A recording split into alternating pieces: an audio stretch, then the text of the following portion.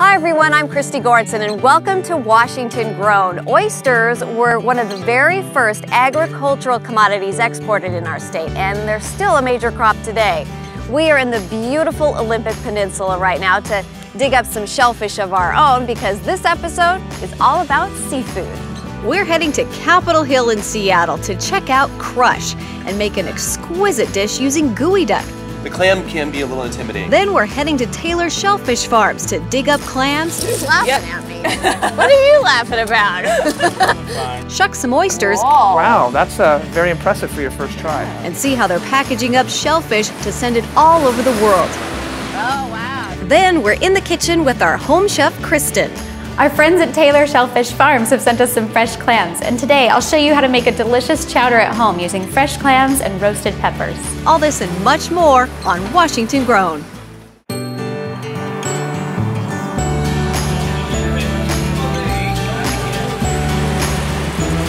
Explosion of fragrance. Safety first, that's my motto. Cheers. Cheers.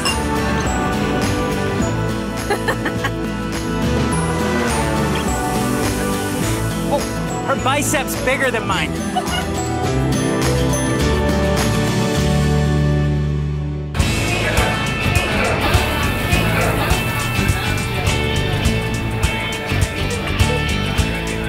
Set in an original Victorian house on Capitol Hill in Seattle, Crush is a modern restaurant that celebrates all the wonderful ingredients the Northwest has to offer.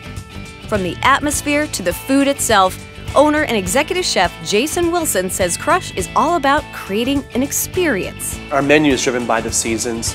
We've set the price at $17. So guests can come in and have a simple bite, or 3 or 4 courses will constitute a great dinner. Really, we allow the guests to dictate the experience. So they can choose from a taste. Like, explain what maybe a couple of those would be. So we focus on an ingredient or maybe a taste sensation. So for instance, the black garlic, and that features hamachi done in a nice cured crudo way with peas. And ginger is a really great one that we do with geoduck and ginger bubbles. It really focuses on those tastes, and so guests can have these tastes and kind of say, oh, I want to have these things as my experience. And then we offer wine pairings and cocktail pairings with it. So it's a new way on dining. What inspires you as a chef? It's definitely ingredients. We have a plethora of wonderful things in the Pacific Northwest. Washington is known for its abundance of fresh seafood, so it's no surprise that shellfish is sprinkled all over the menu. When I first moved here, I was so looking forward to coming to Seattle because of all the oysters, mussels, clams. And now after 15 years of cooking here and residing in Washington, I still don't take it for granted. We're not picking up oysters from a jar or a can like I did, say in the Midwest. We're very fortunate here. Later in the show, we're hopping in the kitchen with Chef Jason to make Crush's ginger dish with bubbles and geoduck. Straight up, there you go. Perfect. You won't want to miss it.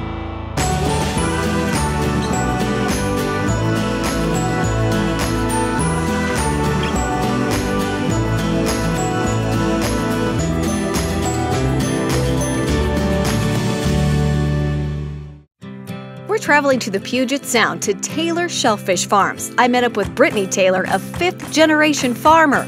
This is your office. What are we looking at here? We are in South Puget Sound of Washington, and this is where my office is. This is where I work every day and where I farm shellfish. We grow manila clams here, and so we pretty much harvest the clams and then we replant, seedlings after we've dug, and then just do the typical maintenance that is required on a farm. Most people, when they think of seed and harvest and farm, they think of agriculture, like wheat field or something like that. So it's interesting to hear those words used with something like this. Yeah, it is weird, but at the same time, that's pretty much exactly what we're doing, but under the water is farming. Like the tide will go out and then you have to be out there digging clams. Exactly. There's 2 lows in every 24 hours. We always work the lowest low, and that continues to change around the calendar year, and so we'll work that low no matter what time it falls.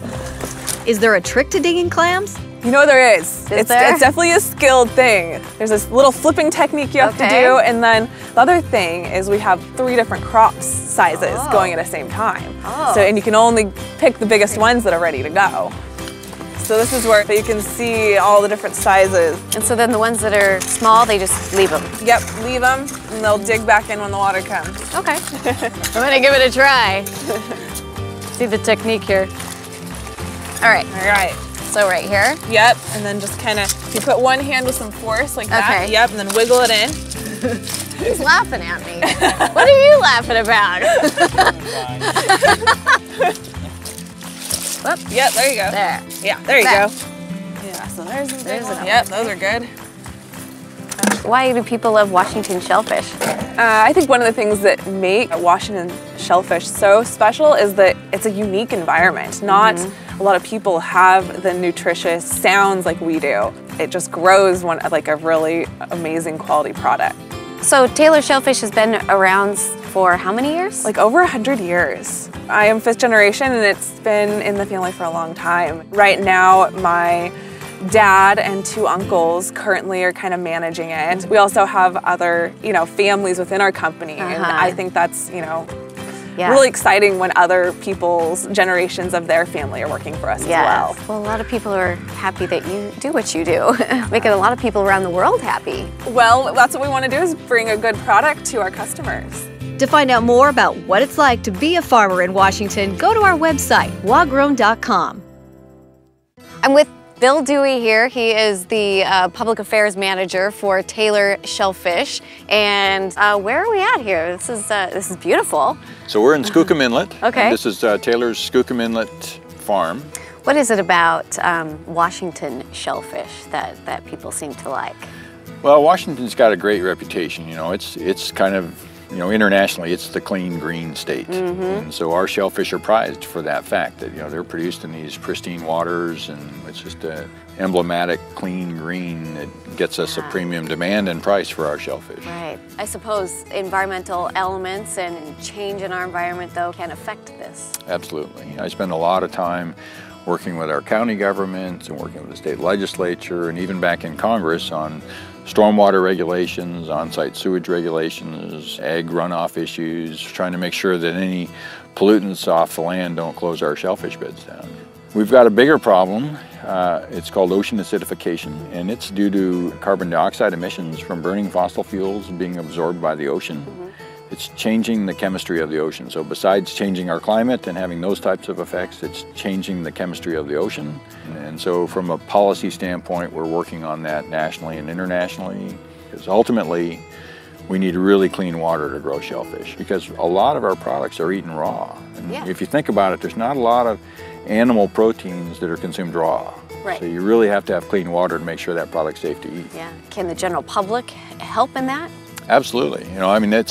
That's a big part of our effort, is outreach and education. We actually have seed sales. So several times a year we sell seed to people who own tidelands in front of their house, and we encourage them to have an oyster or shellfish garden. Yeah. And then when we sell them the seed, we say, oh, by the way, in a few years when these are big enough, you might want to make sure your septic system's working. You might want to pick up after the dog. Yeah. You might want to think about the pesticides you're putting on the lawn. So it's been a great tool, both to get people excited about shellfish, but to help them understand the linkage to water quality. Exactly. You've been doing this for 30 years now? 30 years, so yeah, over 30 years. What keeps you coming back? It's really gratifying to produce a food in the ocean that's a filter feeder. They actually help clean the environment. So have this crops that provide all these great ecosystem services and wonderful nutritious food. What's wrong with that? That's all good stuff. Yeah, it's fascinating. Thank you. Yeah, you bet. Thanks for coming out. Later in the show, we take a tray of oysters from the wonderful Elliott's Oyster House to the people of Seattle to see what they think of them. There's a lot of thought going into this taste test. Then we're in the kitchen with Kristin using fresh clams from Taylor Shellfish Farms to whip up some creamy clam chowder.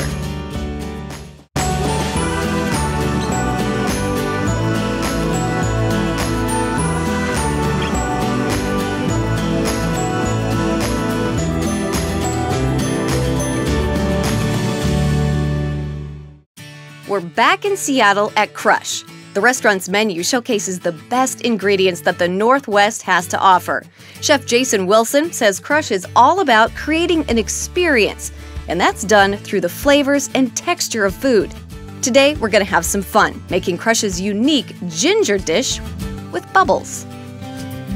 Jason, we have something in here that we're gonna do some lovely things with, but I think a lot of people are kind of intimidated by geoduck. The clam can be a little intimidating. I think when I first worked with geoduck, I was intimidated as well, because I wasn't sure, you know, something is this big like this. I mean, it's kind of wild looking, and you don't see a clam like this often at all. No. So we'll go through how this works. This massive intimidating part here is the siphon. The siphon. And then inside of the shell resides the mantle. Our first step with the geoduck is to blanch it in simmering water for about 30 seconds. Then dunk it in an ice bath and let it chill for a couple of minutes.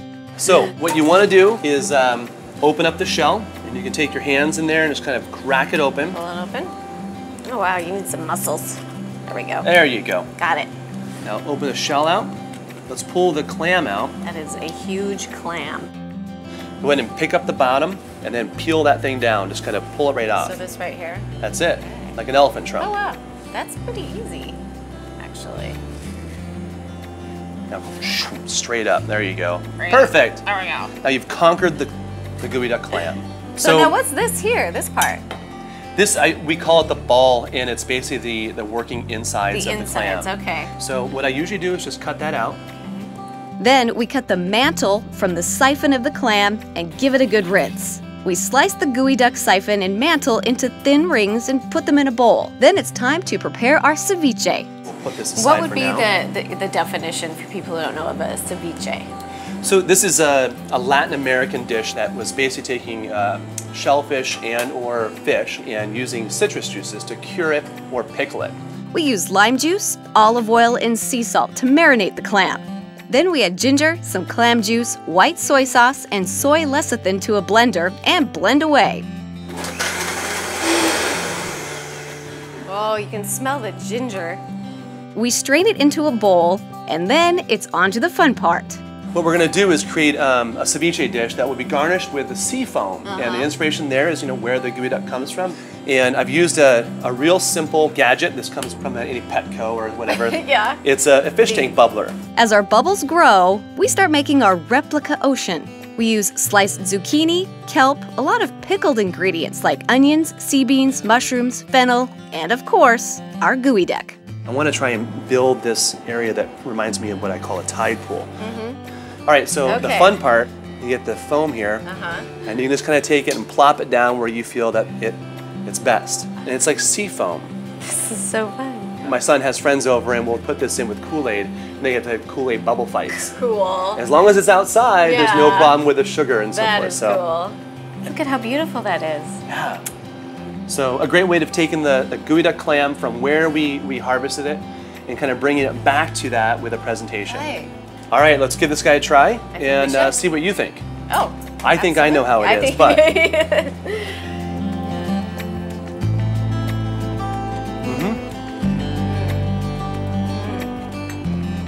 light, fresh, speaks of where it comes from, speaks of, you know, Washington grown. It's all part of having fun with our food. I like that idea. Thank you so much. To get the recipe for Crush's ginger dish, go to our website at wagrown.com.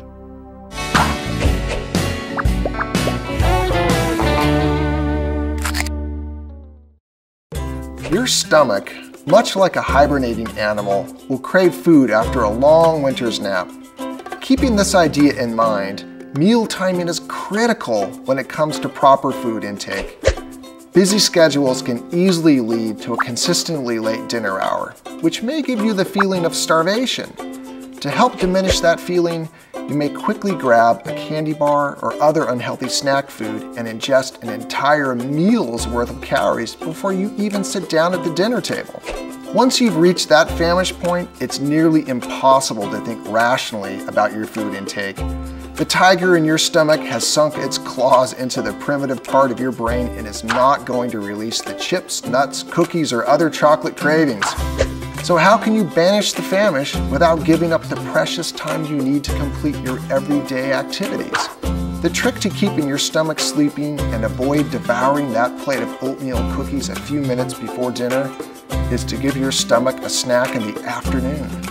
Waiting 7 to 9 hours from lunch to dinner drops your blood sugar to famish levels well before dinner and awakens your appetite, contributing to voracious eating before, during, and after the evening meal. An afternoon snack will help turn that growl into a purr. Many people consume a piece of fruit for their daily snack. While this provides bulk, fiber, vitamins, and minerals, it may not keep your stomach asleep for very long. To boost its sustainability, try adding a piece of protein such as string cheese, a few tablespoons of nuts, or an energy bar, or perhaps a high-protein serving of Greek yogurt. Craving salt? Try a small portion of potato or tortilla chips with a side of salsa, hummus, or guacamole. You'll also need hydration, so make sure whatever snack you choose is washed down with a cup of water so you can sing your stomach a proper snacking lullaby.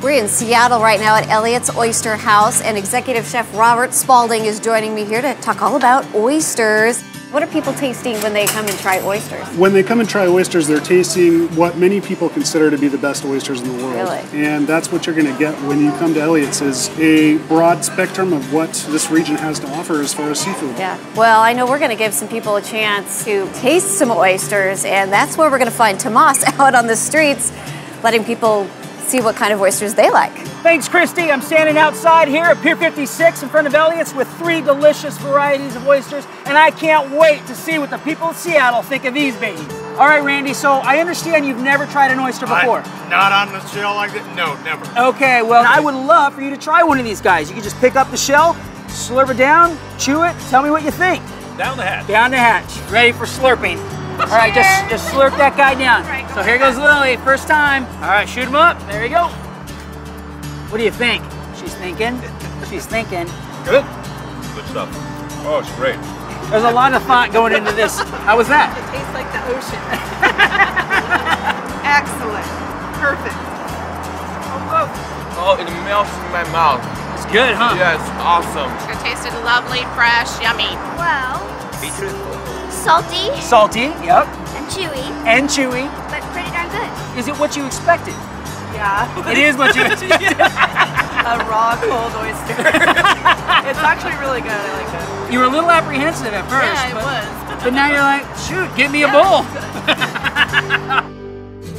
We're back at Taylor Shellfish Farms. We've seen how to dig up shellfish. That one's big enough. This one? But what's the next step in the process? Plant manager Austin Doctor is ready to give me a tour of the farm's processing plant. How much shellfish goes through this place, like on a daily basis? Okay, on a daily basis, we're going through, 15 to 20,000 pounds of manila clams, 5,000 or 6,000 pounds of mussels, several hundred gallons of oyster meat, and as many as 20,000 dozen live oysters. That's a lot of shellfish being processed at Taylor Farms. And the one they're best known for? Oysters. So this is our oyster grater. When the oysters come in from the bay, there's a lot of seaweed and sand on the oysters. This machine will wash it, it'll loosen up all that grit on the oysters. And then these guys will go through and they'll make as many singles out of it as they can. And then the machine will grade them out by size, everywhere from extra small to jumbo. And it'll actually grade 6 oysters per second.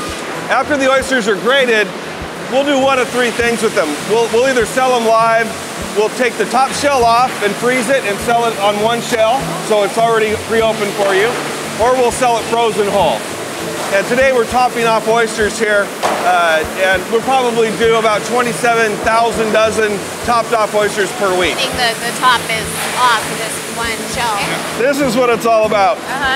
Perfectly shucked oyster, fills out the whole shell, totally fat, ready to go. We'll freeze that in a liquid nitrogen tunnel, and away it goes. So typically we grow 2 kinds of oysters. Oysters in clusters to shuck the meat out of, or single oysters so that we will sell them for the raw bars or live. Yeah, so this is a cluster. That's kind of cool. These oysters are from Samish Bay. They'll be our medium and large oyster meat in the jar. This is where they get a bath. Yeah. Once the oyster meat is shucked from the shell, it's washed and then passed through a machine that grades them by size and weight. Once the meat's been grated, and we put it into a cooler where we really chill it down very close to 32 degrees Fahrenheit. Bring it back out, we rinse it one more time, inspect it one last time, and then we hand load it in the jars. And these will be on their way to grocery stores here in the next couple of hours. Wow, that's fresh. Yeah, that's the way it has to be. After watching the pros at the plant, I decided to take a stab at shucking my first oyster. Taylor Farms Community Relations Manager Marco Pinchot taught me the ins and outs of proper shucking. Cut the adductor muscle off so that the oyster stays in the bottom shell. And then that one's ready to go. Wow, okay. Yeah, and there you go. And scrape hard against the shell and cut it off. There you go. All right, now since you just shucked that oyster so perfectly, I think you should eat it.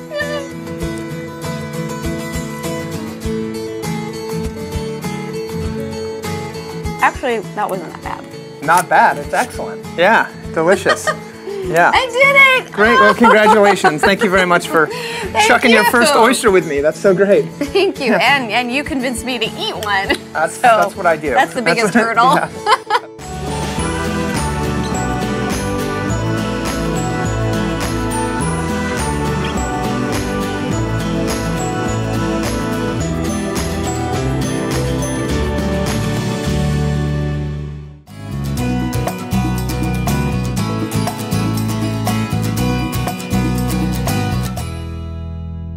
All right, we are in the kitchen ready to make some clam chowder.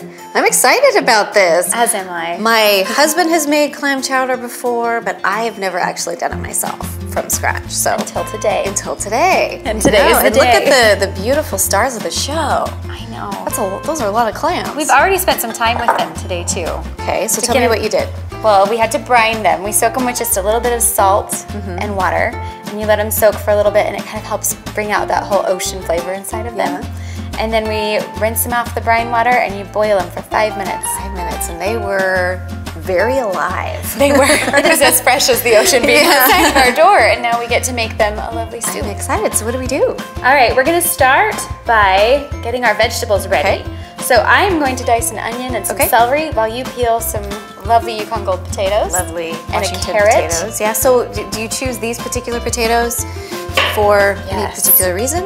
Yukon Gold, it's the same reason that we like a waxy potato in a broth. They just soak it up. Soak it up. And Yukon Gold's a hybrid, so it does really well. It's in between being a starchy potato and a waxy potato. Nice. So it makes your soup a little bit creamier, and it also helps thicken our sauce a little. Potatoes. Now I used to clam. Did you really? I was a childhood clammer. Childhood clammer. We would wake up at 3 o'clock in the morning. Seriously? So you were serious childhood clammer. I was like a 5-year-old childhood clammer. And you loved it. Oh, I did. We would drive down to the beach, and it was my job and my brother's job. We would look for the dimples, the little bubbles that they you were put up in the sand. Yeah. And we were running around doing it one time, and a wave came from behind me and pulled me under. Are you serious? Yeah. 4 o'clock in the morning. Oh my gosh, so it was probably dark. Yes. And what did your family do? My mom didn't even see. Oh my gosh. She couldn't even see. Death by clamming. I know. Luckily, there was an older gentleman there clamming, and he saved my life. Saved by clamming? Yes. So it's a very traumatic event. Now we're ready to start sautéing. First, we cook some bacon and set it aside. Then we sauté our vegetables. Once they're finished, we add our clam juice, salt, pepper, marjoram, and bring it to a boil. Okay, so we're gonna roast our peppers. What kind of peppers are these? These are Anaheims. Okay. You can use Anaheims or poblanos or however spicy you want to get. You want it to get nice and black. We're gonna seal up our bag and get all hot and happy. Time to make the roux, and this is what it's gonna thicken up our chowder. Yes. So it's an important part of the whole system. I like a thick clam chowder. So do I. You like yours thick too? I do. I think it's a Pacific Northwest thing. Instead of the watery, Yeah, it seems like gotta be thick. Do you want to do the honors with our flour? Okay. I'm just kind of sprinkle it all around. You want to pour this in for me? Sure. Slowly for me. And then I'll wait the whole while. There we go. We are ready. Okay. We dump the roux in our pot and add our bacon and fresh clams from Taylor Shellfish Farms. All right, the last and final step of our chowder, we gotta do the peppers. Get the peppers ready. Ready? Roasted peppers, There's sure. 2, one for you and one for me. Okay. I'm gonna grab your pepper first. Sure. All right. And then we just slide the skins off of it, just like that. We're just gonna dice it up into little tiny bits, and then everyone can add as much as they want. That's nice. Okay. Ready to dish this up? I am. Delicious clams, Washington potatoes. It's a hearty, fresh soup. We're ready to eat. We get to eat. How spicy would you like yours today? Well, I don't know. I'm just Little gonna- spicy? Yeah, let's do it. This looks delicious. Can't go wrong. Okay. I'm waiting for you. I know. Honestly, that is so delicious. I got a nice fresh clam in mine. That was fabulous. The potatoes are delicious, the bacon, the clams. So good. To get Kristin's clam chowder recipe, visit our website at wagrown.com. It's clear that Washington produces some of the best shellfish in the nation. That's it for this episode of Washington Grown. Thanks for joining us.